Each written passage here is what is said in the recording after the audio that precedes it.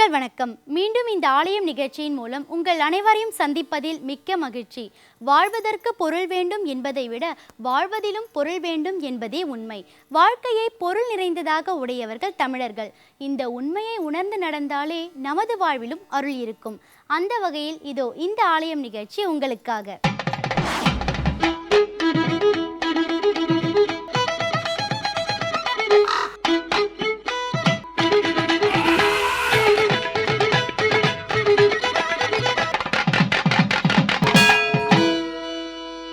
நன்றி சொல்வது நல்லது, நன்றி மறப்பது நன்றன்று என்பது ஆன்றோர் வாக்கு. சாதாரண விஷயத்திற்கே நன்றி சொல்ல தொடங்கி இறைவனுக்கு எந்நேரமும் நன்றி சொல்வதற்காகவே ஊர்கள் தோறும் ஆலயங்கள் உள்ளன. அந்த வகையில் இனி இன்றைய நிகழ்ச்சியில் என்ன ஆலயம் என்பதை காணலாம்.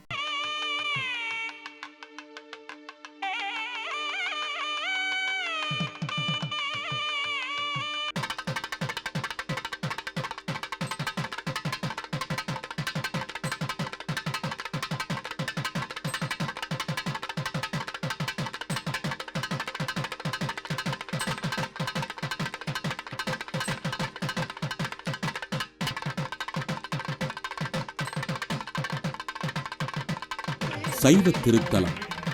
இதே பெயரில் விருதுநகர் மாவட்டத்தில் ஓர் ஊர் உள்ளது. இந்த ஊரில்தான் பெருமாள் திருத்தலம் அமைந்திருக்கிறது. ஸ்ரீவில்லிபுத்தூருக்கு வடக்கே 3 கிலோமீட்டர் தூரத்தில் மேற்கு தொடர்ச்சி மலையடிவாரத்தில் அமைந்துள்ளது இந்த திருவண்ணாமலை. இங்குள்ள பெருமாள் திருப்பெயரும் திருவண்ணாமலைதான். இதே பகுதியில் உள்ள காவல் தெய்வங்களான மாரியம்மன், பட்டத்தரசியம்மன், துர்க்கையம்மன் ஆகியோருக்கு அண்ணனாக பெருமாள் திகழ்வதால் அவரை அண்ணாமலை என்று அழைக்கிறார்கள்.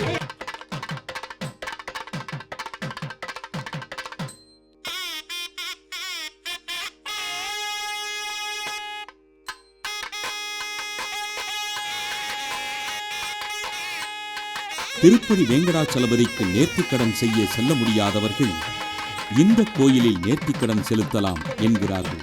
எனவே இந்த திருவண்ணாமலை தென் திருப்பதி என்று வழங்கப்படுகிறது. இத்திருக்கோயிலின் தீர்த்தம் கோனேரி தீர்த்தம் எனப்படுகிறது. பெருமாளின் திருக்கோலம் காணப்பெற்ற கோனேரி ஆசாரி என்பவரால் ஏற்படுத்தப்பட்ட திருக்குளம் இன்றும் அவர் பெயராலேயே வழங்கப்படுகிறது. இந்த தீர்த்தத்தின் படித்துறையிலேயே பிரம்மாண்டமாக 12 அடி உயரத்தில் ஆதி விநாயகர் காட்சியளிக்கிறார். சுயம்புவாக மண்ணுக்குள் புதைந்து கிடந்த இந்த விநாயகரை வணங்கிவிட்டுத்தான் மலையேற வேண்டும் என்ற மரபு இன்று வரை கடைபிடிக்கப்படுகிறது.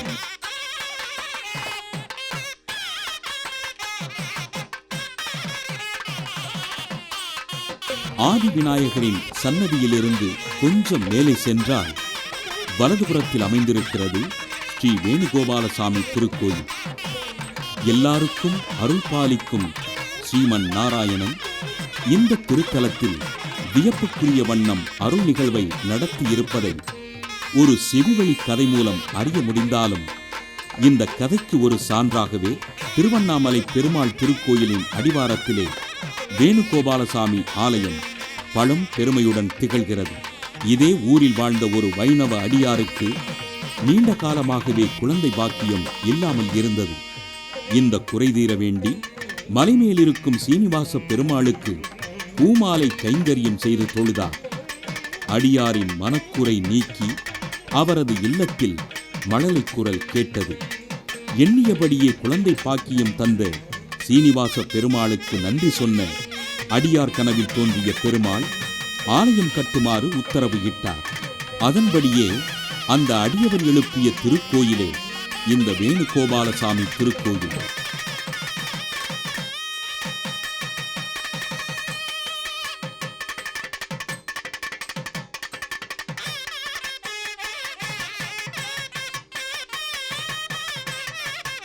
ஸ்ரீதன்வீபுரமாகிய ஸ்ரீவில்லிபுத்தூரில் இருந்து 3 கிலோமீட்டர் தொலைவிலே தென் திருப்பதி திருவண்ணாமலை திருவேங்கடமுடையான் சன்னதி என்று திவ்ய நாமத்துடன் ஒரு சிறிய கிராமத்திலே பெரிய குன்றின் மேல் எம்பெருமான் திருமலையிலே எவ்வாறு காட்சி தருகிறாரோ அதே மாதிரி இந்த ஆலயத்தில் எம்பெருமான் காட்சி தருகிறார்.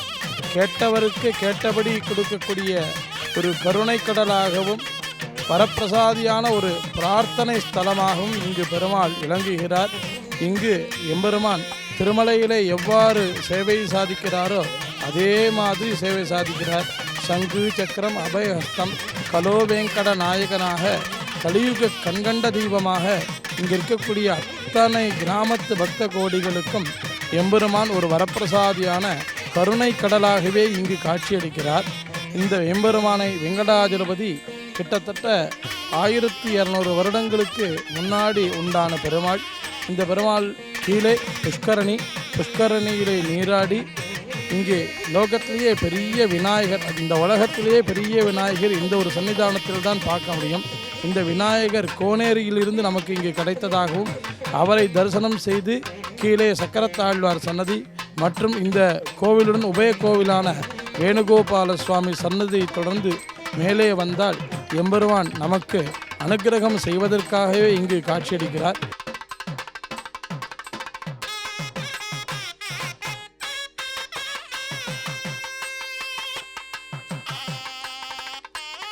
இத்திருக்கோவிலின் மேலும் பல அரிய தகவல்களை இந்த பகுதியில் காணலாம்.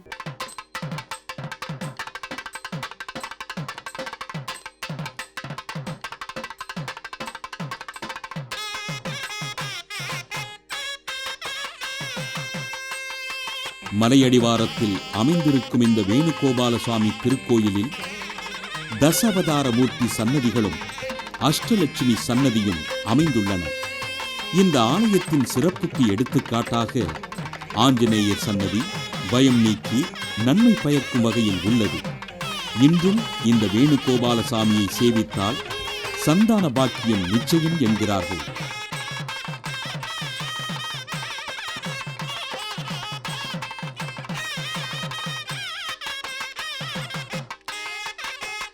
அதிகம் உயரமில்லாத இந்த மலையின் உச்சியில்தான் திருவேங்கடமுடையான் திருக்கோயில் அமைந்திருக்கிறது. பெருமாள் ஆலயத்திற்கு சற்று முன்பாகவே அலர்மேலு மங்கை ஆலயம் உள்ளது.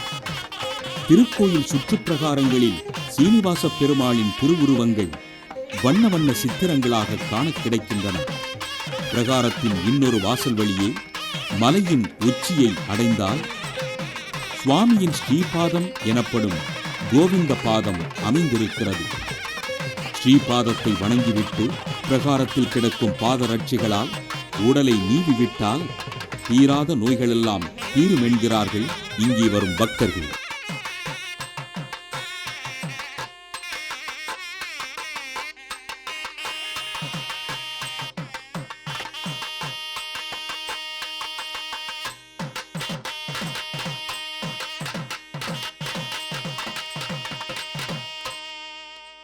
ஒரு செருப்பு தைக்கும் தொழிலாளி பெருமாளுக்கு 2 பாதரட்சிகள் செய்து, பெருமாளே, இது உனக்கு சரியாக இருக்கிறதா என்று பார்த்துச் சொல் என்றார். மற்றவர்கள் ஏளனம் செய்ய செருப்பு தைக்கும் தொழிலாளி செய்த பாதரட்சிகளை அணிந்தபடி அவருக்கு மட்டுமே தெரியும்படி மலைப்படிகளில் நடந்து காட்டினார் பரந்தாமன். மூலஸ்தானத்தில் சீனிவாச பெருமான் வாளுடன் நின்ற திருக்கோலத்தில் காட்சியளிக்கிறார். திருப்பதி வேங்கடாச்சலபதியை விட உயரமானவர் தமது திருக்கையால் திருவடியை காட்டியவாறு அருளும் இந்த சீனிவாச பெருமான் 2 கரங்களில் சங்கு சக்கரம் ஏந்தியபடி மார்பில் மகாலட்சுமியை தாங்கியபடி அருள் அழகுடன் நம்மை பரவசப்படுத்தி காட்சியளிக்கிறார்.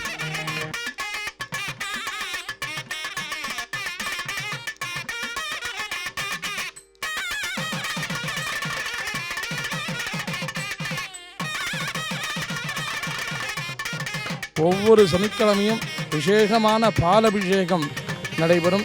சனிக்கிழமைகளில் விசேஷமான கூட்டங்கள் கிட்டத்தட்ட ஒரு 5000 பேர்லேருந்து 6000 பேர் முடிய இங்கே எம்பெருமானத்தில் தரிசனம் செய்வார்கள். மாதாந்த சனிக்கிழமை என்றால் அந்த சனிக்கிழமைகளில் கிட்டத்தட்ட 15000 பேர் தரிசனம் செய்கிறார்கள். அதுவும் இந்த பெருமாளுக்கு கன்னியா மாதத்திலே புரட்டாசி மாதமான பிரம்மோற்சவம் இங்கு ரொம்ப விமர்சையாக நடைபெறும். இங்கு பிரம்மோற்சவம் என்பது கிடையாது. எம்பெருமானிடத்தில் கருட சேவை என்கின்ற வைபவம் இங்கு நடைபெறுகிறது. சுப்பிரபாத சேவை திருமலையிலே எப்படி தோமாலை சேவை நடைபெறுகிறதோ அதே மாதிரி கிட்டத்தட்ட காலையில் 1 மணியிலிருந்து இங்கு சேவைகள் ஆரம்பம். எந்த நேரம் வந்தாலும் காலையில் 7 மணி நித்தியப்படியிலே காலை 7 மணிலேருந்து சாயந்தரம் 7 மணி முடியும் இங்கே சன்னதி திறந்திருக்கும். இந்த பெருமாள் கையில் பார்த்தோம்னா கத்தி வச்சுட்டுருக்கார். வேட்டையாட வருவானை விருந்தாவனத்தை கொண்டோமே, வேட்டையாடக்கூடிய பெருமானுங்கிறதுனால கையில் கத்தி வச்சுட்டுருக்கார். கீழிருந்து மேலே வருவதற்கு கிட்டத்தட்ட ஒரு 100 அடி டிஸ்டன்ஸ் இருக்குது. 100 அடியும் நம்ம வெகுவாக மேலே ஏறுறதுக்கு உண்டான படிக்கட்டுகள் அந்த காலத்திலேயே செய்யப்பட்டது. செயற்கையான முறை கிடையாது, இயற்கையான முறையிலே அந்த காலத்திலேயே செய்யப்பட்டது. இதை தொடர்ந்து நம்ம கீழே போனோம்னா புஷ்கரணி. அந்த புஷ்கரணியில் நம்ம பிரார்த்தனை பண்ணி அந்த புஷ்கரணியில் குளிச்சுட்டு மேலே பெருமாளை செய்க்கு வந்தோன்னா நிச்சயமாக எந்த காரியங்களாலும் உடனே அனுப்பிடலாம்.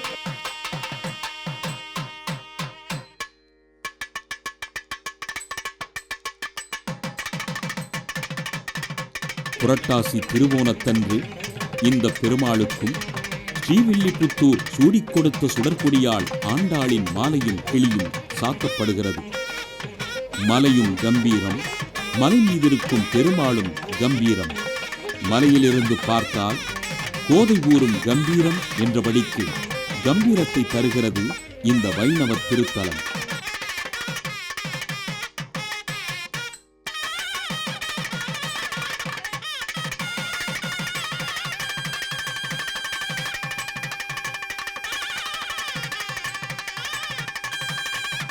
இன்றைய ஆலயம் நிகழ்ச்சியின் அடுத்த பகுதியாக வருகிறது திருப்புகழ்.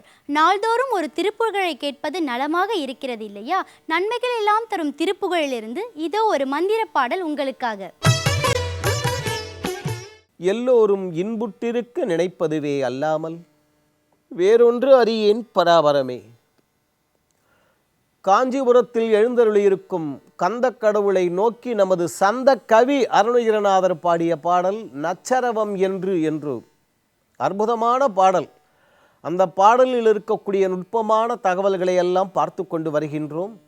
அதன் தொடர்ச்சியாக பாடலை பார்த்துவிட்டு மேலும் விளக்கத்தை பார்க்கலாம். நச்சரவம் என்று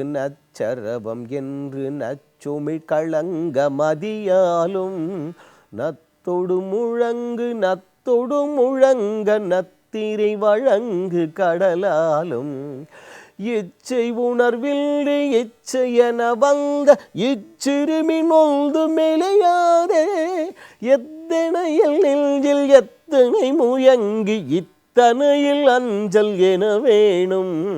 பச்சை மயில் கொண்டு பச்சை மரமங்கை பச்சை மலை எங்கும் உறைவோனே பக்தியுடன் நின்று பக்தி செய்யும் அன்பர் பத்திரம் அணிந்த கழலோனே கச்சிவர் குறும்பை கச்சவர் விரும்பும் கச்சியில் அமர்ந்த முருகோனே கற்பக வனங்குள் கற்பக விசும்பர் கைத்தளை களைந்த பெருமாளே.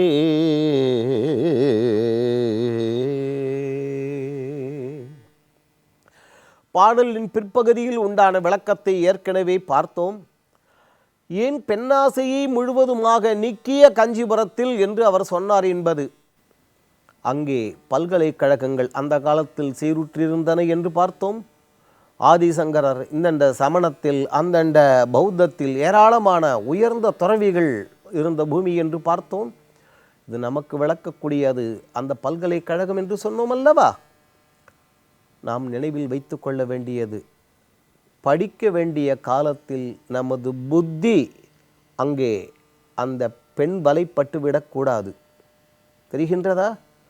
பள்ளிக்கூடம் படிக்கிற, எளிமையாக சொல்ல வேண்டுமென்றால் பள்ளிக்கூடம் படிக்கிற காலத்தில், கல்லூரியில் படிக்கக்கூடிய காலத்தில் உட்காந்து காதல் கூடாது. இது நல்லதுக்காகத்தான் நமது முன்னோர்கள் சொன்னார்கள். புத்தி அந்த புறம் மட்டுமல்ல, புத்தி அந்த புறம் சென்று விட்டால் கல்வி அந்த புறம் சென்று விடும். அதன் காரணமாகத்தான் காஞ்சிபுரத்தில் இருக்கக்கூடிய கந்த கடவுளை துதிக்கும் அருணகிரிநாத சுவாமிகளை தகவலை சொன்னார். பாடலின் முற்பகுதியில் தன்னை பெண்ணாக பாவித்து பாடினார் அகத்துறை என்று சொன்னோம் அல்லவா? அதில் 2 என்னை துன்புறுத்துகின்றன, காரணம் என்னிடம் 2 இல்லை என்கின்றார். துன்புறுத்தக்கூடிய 2 எது? நச்சரவம் என்று நச்சுமிழ் களங்க மதியாலும். நமது நூல்கள் பிரகாரம் கதை வடிவமாக சொல்லிக் கொடுத்தார்கள் அல்லவா? கிரகண காலம் கிரகணம் என்றால் பிடிப்பது, அப்படி அப்படி பிடிச்சிடுறது. தெரிகின்றதா? அந்த சந்திரனை, அந்த நூல்கள் படி சந்திரனை இந்த பாம்பு சென்று விழுங்கி மறுபடியும் வெளியிடுகின்றது. கிரகணத்தை அப்படி நமக்காக உருவகப்படுத்தி கொடுத்தார்கள். அப்படி இந்த பாம்பினால் உமிழப்பட்டதால் இந்த பாம்பை போலவே அந்த நிலவும் நஞ்சை கக்குகின்றதை முருகப்பெருமானே என்மேல். என்னால் அவள் பெண்ணாக தன்னை உருவகப்படுத்தி கொண்டிருக்கின்றார் அல்லவா? அது சரி, அந்த நிலவுதான் இப்படி துன்புறுத்துகின்றது என்று பார்த்தால், நத்தொடு முழங்கு நத்தொடு முழங்க நத்தீரை வழங்கு கடலாலும். என்னையா தமிழ் இது? என்ன தமிழ்? இன்றைய இளைய தலைமுறைக்கு சென்று செல்ல வேண்டிய வார்த்தைகள் இவைகளெல்லாம். அங்கே சங்கினங்கள் நிறைந்திருக்கக்கூடியது அந்த கடல். அதுவும் எப்படி ஏராளமாக ஓசை எழுப்பக்கூடிய கடல், மிகப்பெரிய அலை வீசக்கூடிய கடல். பௌர்ணமி இரவு அன்று அங்கே கடல் சற்று உயரமாக எழுந்து அடிக்கும் என்பது இன்றும் நம்மால் பார்க்கக்கூடிய உண்மை. அது அக இலக்கியப்படி அந்த நிலவும் இந்த தென்றல் காற்றும் அந்த பௌர்ணமி நிலவில் இருக்கும் அந்த கடலும் கணவன் மனைவி காதலர்கள் என்று சொல்கின்றோமே, அவர்களுக்குள் இருக்கக்கூடிய பிரிவை இன்னும் கொஞ்சம் அது அதிகப்படுத்துமாம். நிலவு என்றாலே குளிர்ச்சியாகத்தானே இருக்கும்.